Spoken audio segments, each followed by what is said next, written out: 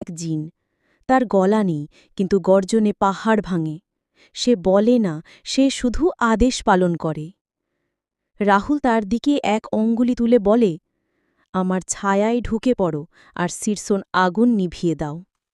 অগ্নি বনাম অন্ধকার দ্বিতীয় সংঘর্ষ।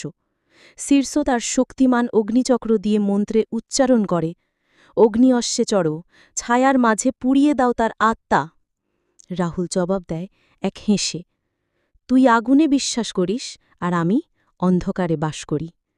দুই শক্তির সংঘর্ষে আকাশ ফেটে যায়, গ্রাম ভেঙে পড়ে, পুরনো ঘরগুলো ভস্ম হয়, আর মাঝখানে এক অদৃশ্য বলয় আটকে পড়ে সময়।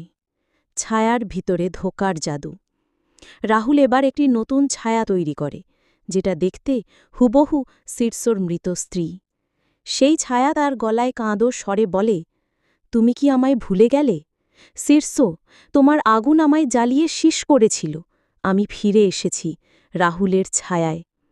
সিরসোর চোখে এক ফোঁটা জল, এক মুহূর্তের দ্বিধা, আর ঠিক তখনই রাহুল ছুড়ে দেয় শিকারী ছায়া নামের মন্ত্র।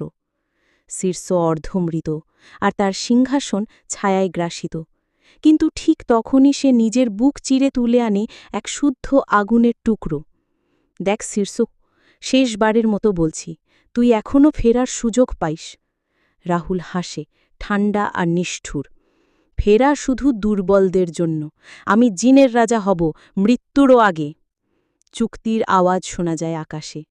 আকাশে অদ্ভুত এক ভাষায় লেখা হয় কালো অক্ষরে, যে রক্ত ছায়া ডাকে সে আর মানুষ থাকে না, সে হয় নীরব এক সর্বনাশ।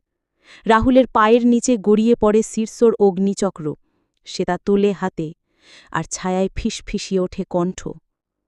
পরের শিকার স্বর্গদ্বারের পাহারাদার। চলবে। পরের পর্ব দেখার জন্য অপেক্ষা করুন, সাবস্ক্রাইব করুন। এই রকম আরও মজার মজার গল্প শুনতে পেলে ভালো লাগলে একটা লাইক দিয়ে দিও। তোমার মতামত কমেন্টে জানাও, আর গল্প মিস না করতে চ্যানেলটা সাবস্ক্রাইব করে পাশে থাকো। গল্পকথা বাইরিমা, গল্পে মজা, কল্পনায় ভেসে যাও।